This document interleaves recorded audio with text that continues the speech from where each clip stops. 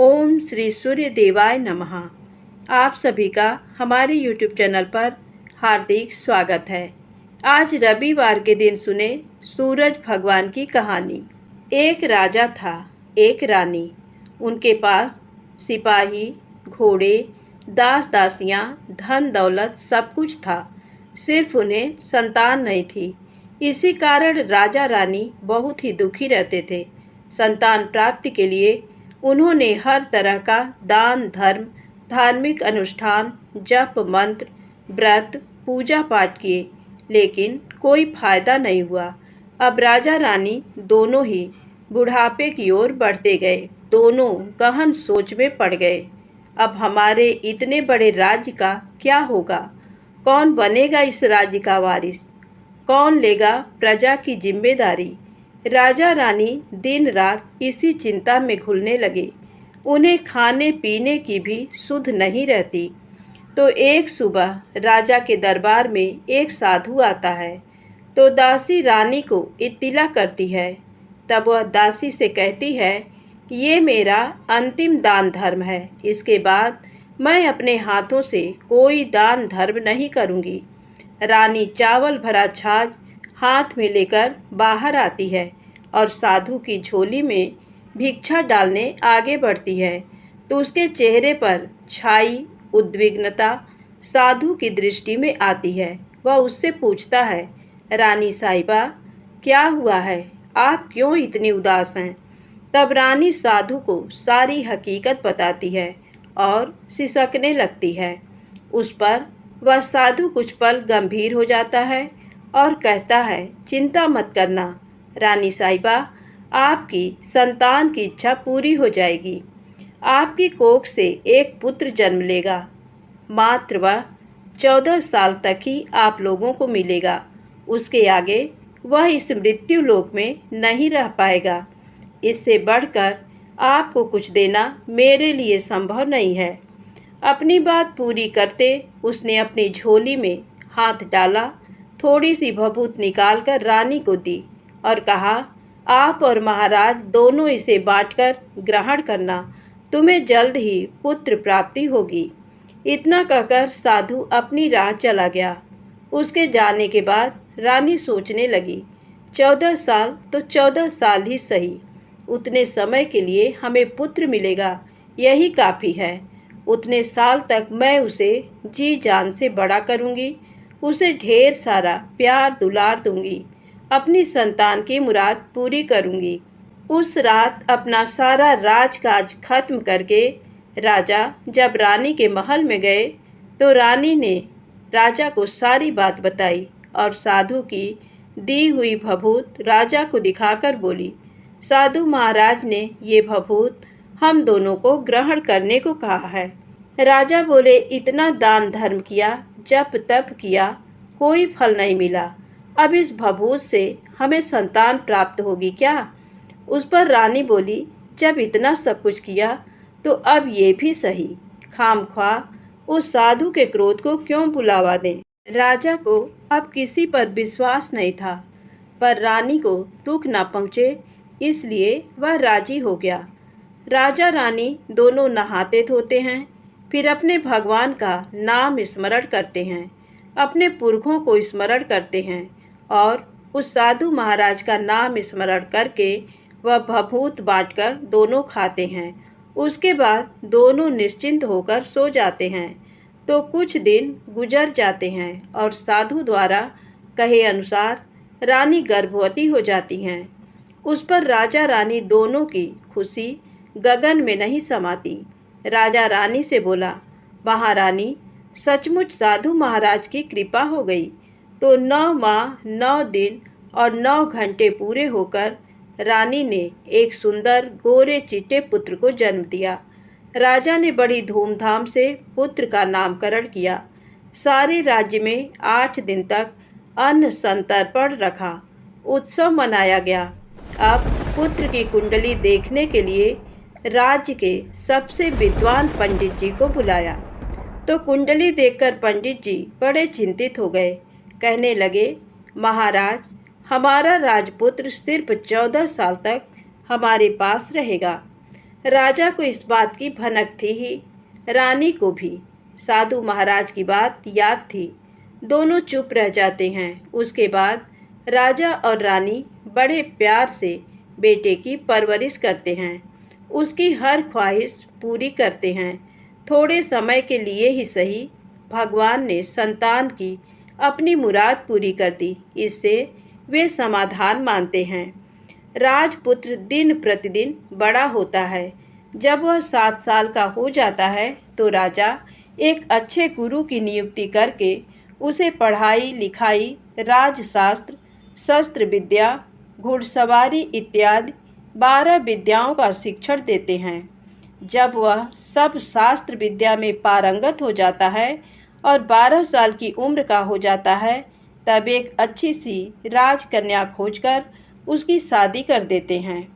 तो 2 और साल बीत जाते हैं। बेटा 14 साल का हो जाता है। एक दिन राजपुत्र राजा से बोलता है, पिताजी, मैं अपना सारा राज्य घूमकर देखना चाहता हूँ। आज तक मैंने सिर्फ इस रजवाड़े के अतिरिक्त कुछ नहीं देखा है। बेटे की बात सुनकर राजा चिंतित हो जाता है, क्योंकि पुत्र को 14वां साल शुरू हुआ था। अब कोई अनहोनी होने का वक्त नज़दीक आ पहुंचा था, लेकिन राजा ये सब बातें पुत्र को बता नहीं सकता था। वह क्या करता है कि चेहरे पर खुशी लाकर बेटे से कहता है, हाँ हाँ जरूर जाओ बेटा, तुम्हें अपना सारा राज्य घूम कर देखना चाहिए। कहाँ क्या है ये सब जानना चाहिए। कल मेरे बाद तुम्ही को तो राजा बनना है। मात्र एक बात का ध्यान रखें, तुम जहाँ जा रहे हो, क्या कर रहे हो, ये बात अपनी पत्नी को नहीं बताना। पुत्र कहता है, ठीक है पिताजी, आपने जो कहा है मैं वैसा ही करूँगा। राजपुत्र दिन भर अपनी पत्नी के साथ मौज मस्ती करता है, खुशियाँ मनाता है और रात को ठीक 12 बजे बिस्तर से उठकर बाहर चला जाता है। फिर पौ फटने से पहले वापस अपने महल में आकर सो जाता है। ऐसे बहुत दिनों तक चलता रहा। अब पुत्र का 14वां साल खत्म होने में कुछ दिन ही बाकी रहते हैं। इतने में उसकी पत्नी यानी छोटी रानी रात में जाग जाती हैं। वह देखती हैं कि बिस्तर पर राजपुत्र नहीं है। वह महल में सब जगह देखती हैं, तो राजपुत्र कहीं भी नजर नहीं आता। तो वह क्या करेगी, किससे कहेगी? वह चुपचाप रहती है। फिर भोर होने पर वह देखती है कि उसका पति अपनी जगह सोया हुआ है। वह पति से कुछ नहीं पूछती, लेकिन दूसरी रात भी वैसे ही होता है। तीसरी रात, चौथी रात, ऐसे बहुत दिन तक चलता है। रानी बहुत ही चिंतित हो जाती है। पति रात को जाता कहाँ है, किससे मिलने जाता है? उसके मन में ढेर सारे सवाल उठते हैं, लेकिन उसे पूछने में डर लगता है। शायद पति गुस्सा कर बैठे। सास ससुर से पूछने के बारे में सोचा तो उसकी कुल मर्यादा बीच में आ जाती थी। तो इस तरह मन ही मन वह कुढ़ती रहती थी। इस हालत में उसे खाने पीने में दिलचस्पी नहीं होती। वह दुबली पतली हो जाती है। तो उस राज्य में फूल बेचने वाली एक बूढ़ी मालिन थी। वह हमेशा छोटी रानी को फूल देने उसके महल में आती थी। उस बुढ़िया का ध्यान छोटी रानी पर जाता है। वह उससे पूछती है, बेटी, तुम्हें किस बात का दुख है? तुम इस तरह सूखकर कांटा क्यों बनी हो? उस पर रानी कहती है, क्या बताऊं तुम्हें अम्मा, तुम्हारा राजपुत्र हर रात बिस्तर पर से उठकर कहीं चला जाता है और सुबह भोर होते ही वापस आकर सोता है। वह कहाँ जाता है? प्रेमिका से मिलने जाता है क्या? ये सोच सोचकर मैं अन्न जल ग्रहण नहीं कर पाती और सूख सूख कर इस तरह कांटा बन गई हूँ। बुढ़िया सब बात सुनकर उसे एक उपाय बताती है। तो बेटी, ऐसा करना, आज रात तुम सोना मत। उसके पीछे जाकर देखना कि वह कहाँ जाता है, क्या करता है। उसकी अच्छी तरह से पहरेदारी करना। पर मुझे नींद आ गई तो? तुम्हें नींद ना आए इसलिए एक काम करना, अपने बाएं हाथ की उंगली में एक जख्म करना, उस पर थोड़ी सी मिर्च छिड़कना उससे तुम्हें बड़ी जलन होगी और उस पीड़ा से तुम्हें रात भर नींद नहीं आएगी। रानी बुढ़िया के कहे अनुसार करती हैं। उंगली की जलन से उसे बड़ी देर तक नींद नहीं आती, लेकिन बाद में वह सो जाती है। दूसरे दिन सुबह बुढ़िया फूल लेकर उसके महल में पहुंचती है और पूछती है, क्या हुआ बेटी, देख पाई पति कहाँ जाता है? रानी कहती है, नहीं अम्मा, पहले कुछ समय जलन के कारण मुझे नींद नहीं आई, पर कुछ देर पश्चात मैं सो गई। बुढ़िया कहती है, कोई बात नहीं, आज तुम उंगली पर पहले से थोड़ा बड़ा जख्म करना और ज़्यादा मिर्च लगाना। तो रानी वैसे ही करती है, परंतु वह सिर्फ पति के बिस्तर से उठकर बाहर निकलते वक्त तक जाग पाई। वह उसके पीछे नहीं जा सकी, क्योंकि उसकी आंखें उस समय तक मूंद गई थी। दूसरे दिन सुबह बुढ़िया आती है तो उसने पूछने से पहले ही रानी रो कर कहती है, अम्मा, मैं आज भी उनकी पहरेदारी ठीक तरह नहीं कर पाई। बुढ़िया कहती है, रोना नहीं बेटी, सब कुछ ठीक हो जाएगा। तुम आज रात जख्म और बड़ा करना और उस पर ज़्यादा मिर्च छिड़कना, और एक काम करना, वह जब जाने के लिए निकलता है तो उसका रास्ता रोकना। बुढ़िया ने जैसा बताया रानी वैसा ही करती है। आज रात उसे नींद नहीं आती। पति रात 12 बजे बिस्तर से उठकर जब महल से निकलने के लिए चलने लगता है तो वह बुढ़िया ने जैसे बताया वैसे ही करती है।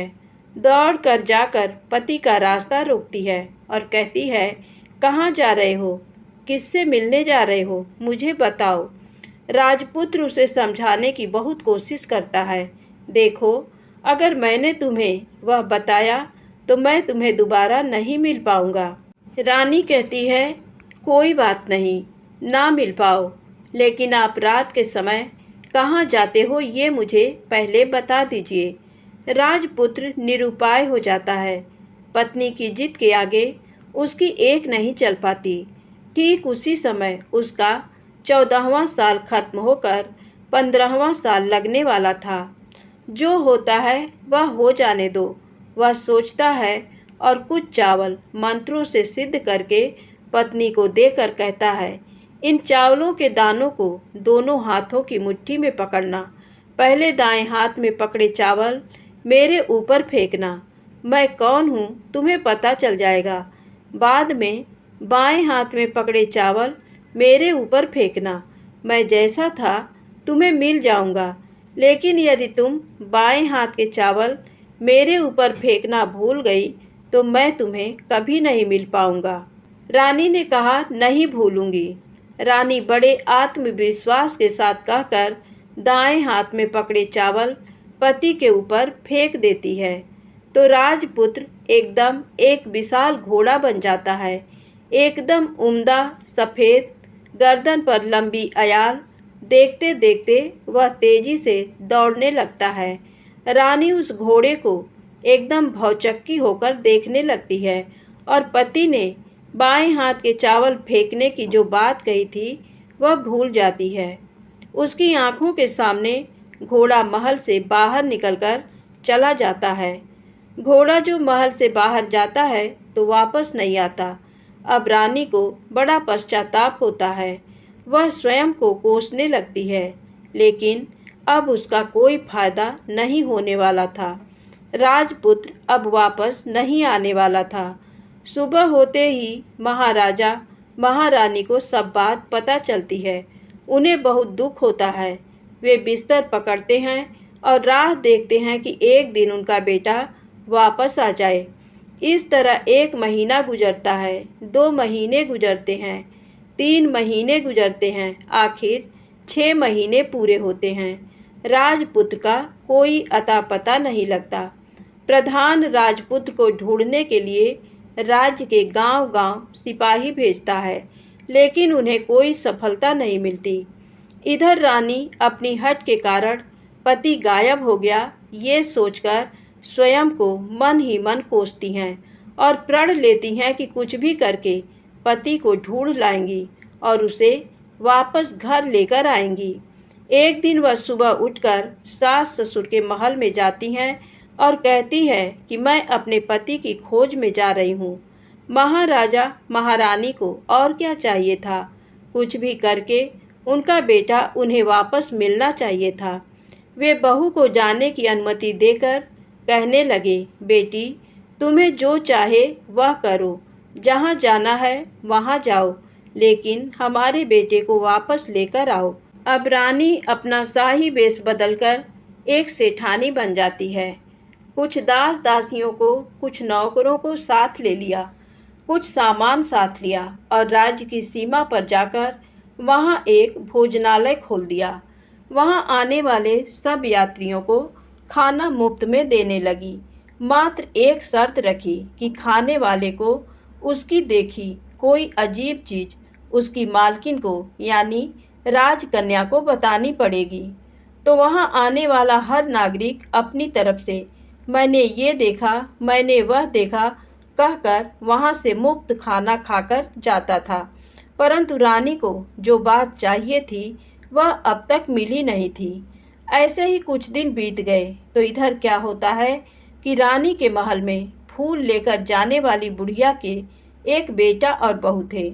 उनका एक छोटा बेटा था, यानी बुढ़िया का एक पोता था।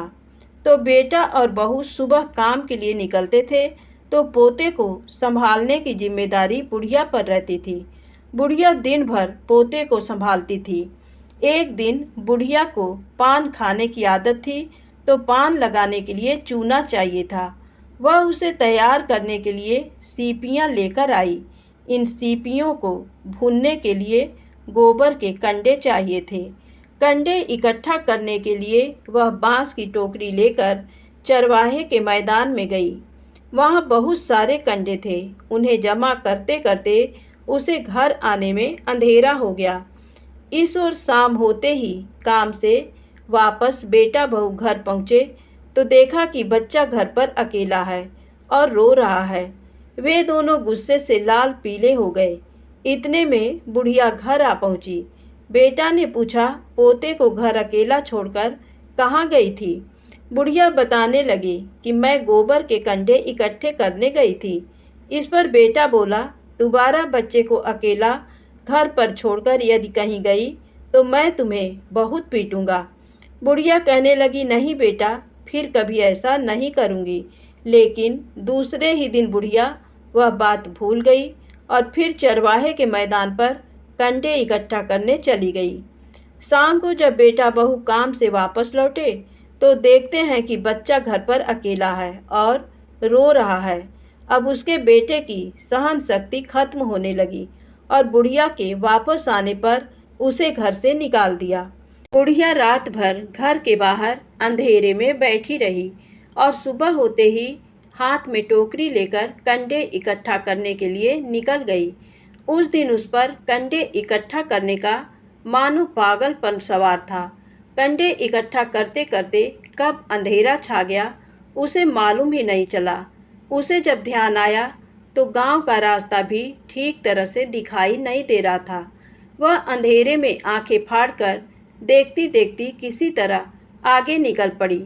तो होता क्या है कि एक कपिला गाय छन छन की आवाज़ करते, गले की घंटी बजाते ठुमक कर उस मैदान पर आ गई। उसे देखकर बुढ़िया सोचने लगी कि इस गाय के पीछे पीछे जाऊंगी तो गांव तक पहुंच जाऊंगी। तब बुढ़िया उसके पीछे पीछे जाने लगी।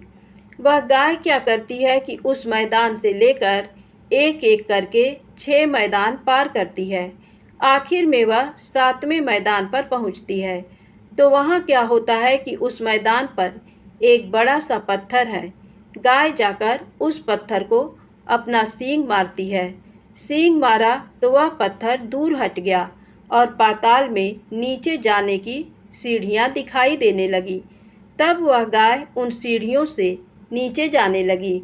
बुढ़िया वह सब देखती रही और झट जाकर गाय की पूँछ को पकड़ लिया। पूँछ पकड़कर वह गाय के साथ नीचे पाताल में पहुँच गए। पाताल में पहुँचते ही तुरंत गाय की पूँछ छोड़ दी और इधर उधर देखने लगी। वहीं से बुढ़िया ने देखा कि पाताल में सब जगह जगमगाहट है। दिया दीप जलते हैं और तेज रोशनी गाय के ऊपर पड़ती है और वहाँ अद्भुत घटनाएं घटने लगीं। गाय के नीचे जाते ही उसके गले में अपने आप सांकल पड़ गई और छम छम करके कोई दुधाड़ी में गाय का दूध दूहने लगी। लेकिन जो भी कोई वह कर रहा है वह मात्र दिखाई नहीं दे रहा। बुढ़िया बहुत घबरा गई, कहाँ आकर फंस गई वह सोचने लगी और यहाँ वहाँ छिपने के लिए जगह ढूंढने लगी, लेकिन उसे कहीं भी जगह नहीं मिली। हर जगह उजाला ही उजाला था। तो वह यूं एक कोनों में खड़ी रह गई और जो कुछ सामने हो रहा था उसे चुपचाप देखने लगी। कुछ पल के बाद वहाँ झट से एक उम्दा सफ़ेद घोड़ा आया। वहाँ 2 कुंड थे। उसमें से एक कुंड में उस घोड़े ने छलांग लगाई और ऊपर आ गया। अब उसे राजपुत्र का रूप प्राप्त हो गया। राजपुत्र बनने के बाद उसने दूसरे कुंड के पानी में स्नान किया। वहाँ रखे नए कपड़े पहने हैं। नज़दीक ही एक सुंदर पलंग था, उस पर आकर वह बैठ गया। उसके सामने अपने आप 5 पकवानों की थाली आ गई, दूध की एक प्याली आ गई, 5 सुपारी आ गए। उसके सामने एक दिया जलता रहा। राजपुत्र ने खाना खाया, दूध पिया, 5 सुपारी खाया और बिस्तर पर लेट जाने से पहले सूर्य देव का स्मरण करके सामने जलते दिए से पूछा, दिए दिए दीपंकर, मेरे माता पिता क्या कर रहे हैं? दिया बताने लगा, बेटे के शोक में डूबे हैं। राज्य कौन संभाल रहा है? राज्य प्रधान संभालता है। मेरी पत्नी क्या करती है? उसने चौराहे पर भोजनालय शुरू किया है और आते जाते लोगों से वह नई खबर के बारे में पूछती है। दिए के ये कहते ही राजपुत्र कहने लगा, ठीक है। उसके बाद वह सो गया। बुढ़िया कोने में खड़ी रहकर ये सब देखती रही। ऐसी अद्भुत घटना उसने जिंदगी में पहली बार देखी थी। उसे अंदर ही अंदर चुलबुलाहट होने लगी। वह अपनी भूख प्यास भूल गई और आगे क्या होता है कि उसे उत्सुकता से देखने लगती है। लेकिन उसके बाद और कुछ घटनाएं नहीं घटती। रात गुजर गई और सुबह हो गई। सुबह होने पर पलंग पर सोया राजपुत्र उठा और फिर से पहले वाले कुंड में छलांग लगाई तो अब वह फिर से घोड़ा बनकर कुंड से बाहर आ गया। बाहर आते ही वह तेजी से उस पाताल नगरी से बाहर निकल गया, लेकिन वह कहाँ गया बुढ़िया को कुछ पता नहीं चला। उसके बाद पिछली रात की तरह कोई उस गाय का छम छम करके दूध दोहने लगा। जैसे ही दूध दुहाना खत्म हुआ, उसके गले की सांकल अपने आप खुल गई और वह गाय तेजी से ऊपर जाने वाली सीढ़ियाँ की ओर भागने लगी। गाय को दौड़ते देखकर बुढ़िया सोचने लगी, अब गाय के साथ यहाँ से ऊपर जाना ही समझदारी है, नहीं तो कोई मुसीबत आकर मेरे ऊपर टपक जाएगी। झट से उसने गाय की पूंछ पकड़ ली और गाय के साथ ऊपर आ गई।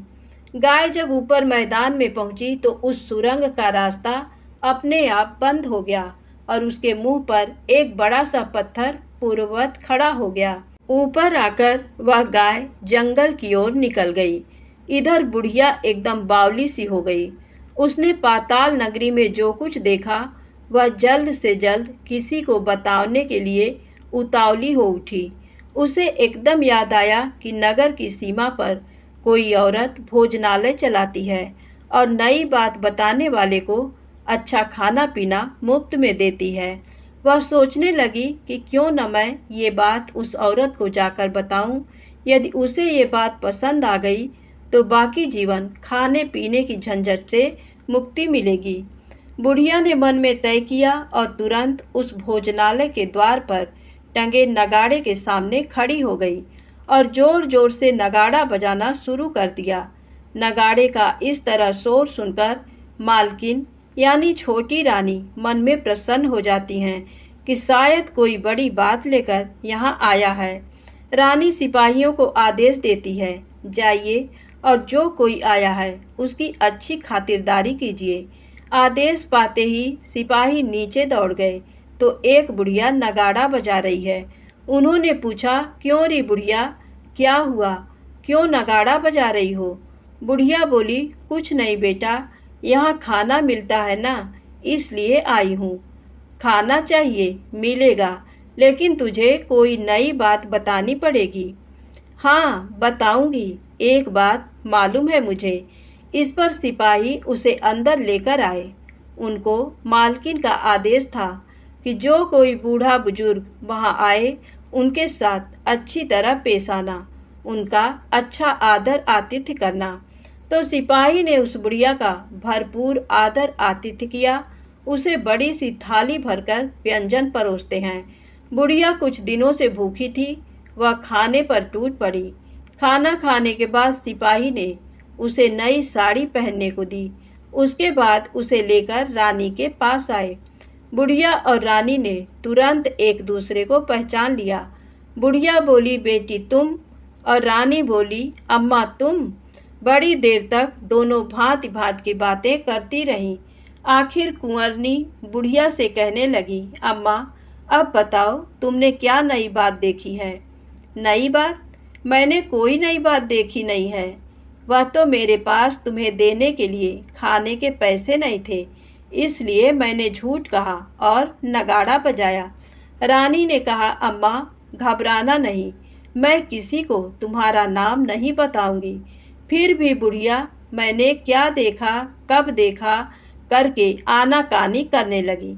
इस पर कुंवरनी ने उससे कहा, देखो अम्मा, यदि तुमने मुझे वह नई बात बताई तो जिंदगी भर मैं तुम्हारी देखभाल करूंगी और तुम्हें रानी माता की तरह रखूंगी। अब बुढ़िया बताने को तैयार हो गई। उसने जो कुछ उस चारागाह वाले मैदान पर देखा था वह सब कुछ कुंवर रानी को बता दिया।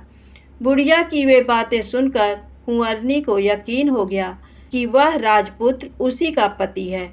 वह तुरंत बुढ़िया से कहने लगी, अम्मा मुझे उस जगह पर ले चलो। नहीं बेटी, वह पाताल राज्य है, सांप है। यदि किसी ने तुम्हें देख लिया तो तुम्हारी जान खतरे में पड़ सकती है। लेकिन रानी उसकी एक भी नहीं सुनती। उसे उस जगह ले जाने के लिए हट करने लगी। आखिर में बुढ़िया ने उसका कहना मान लिया और कहने लगी, ठीक है, मैं तुम्हें वहाँ लेकर चलती हूँ, पर आज नहीं कल। वहाँ जाना है तो शाम को ही जाना होगा।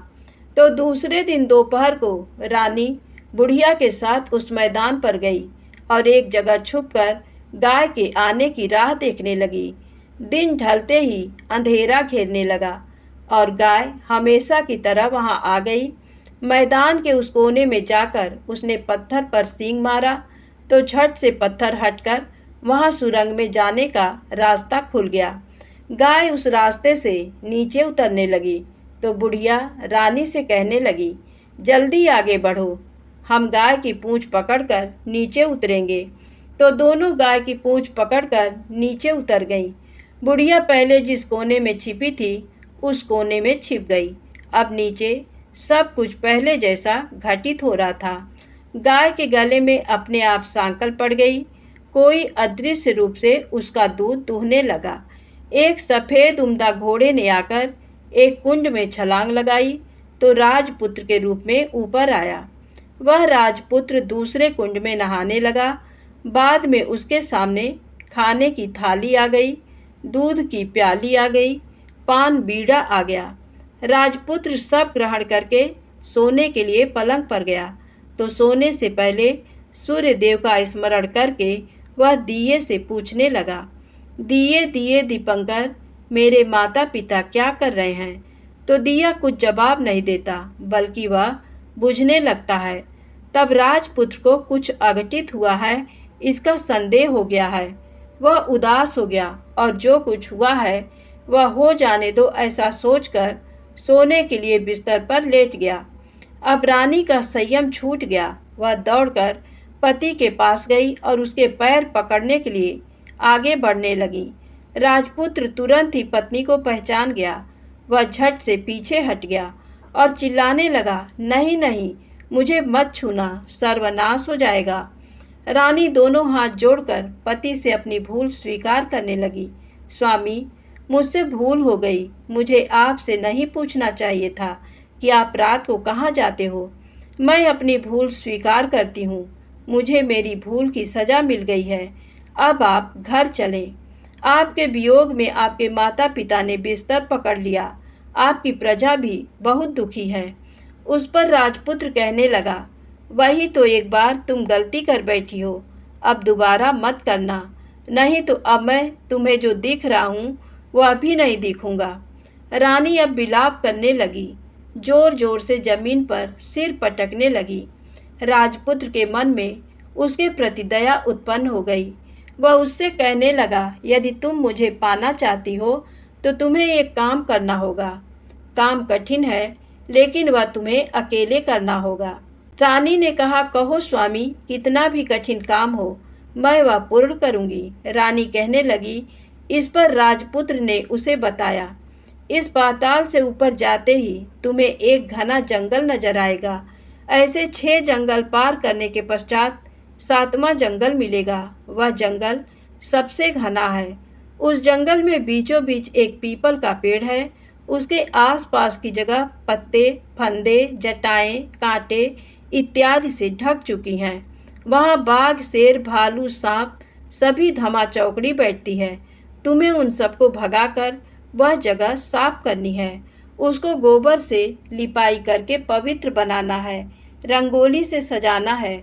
उसके बाद वहाँ धूप, कपूर, अगरबत्ती जलानी है।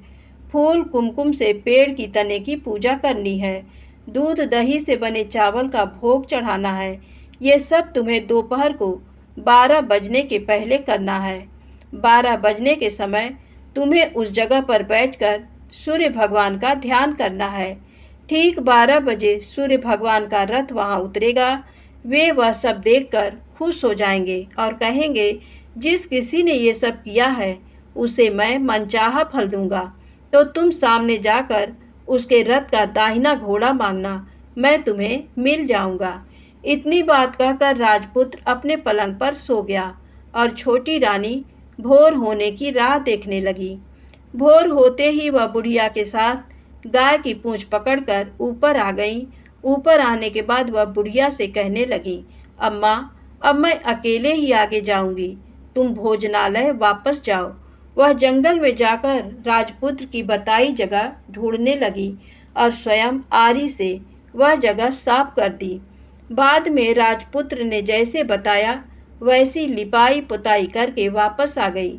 दूसरे दिन पौ फटने से पहले उठी और जंगल में उस जगह पहुंची। वहां जाकर इत्र, गुलाब का पानी छिड़क कर वह जगह सुगंधित की। धूप अगरबत्ती जलाकर उसे पवित्र किया और पूजा की। सब सामग्री वहां तैयार रखकर सूर्य भगवान का ध्यान करने बैठ गई। जैसा कि पति ने बताया था, दोपहर को ठीक 12 बजे सूर्य भगवान का रथ उस पीपल के पेड़ पर आकर रुका है। सूर्य भगवान ने जब रथ से नीचे देखा तो सुगंधित वातावरण देखकर वे बहुत प्रसन्न हो गए। फिर वे बोले, जिस किसी ने ये काम किया है वह यहाँ आकर आज मुझसे कुछ भी मांगे, मैं उसे दे दूंगा।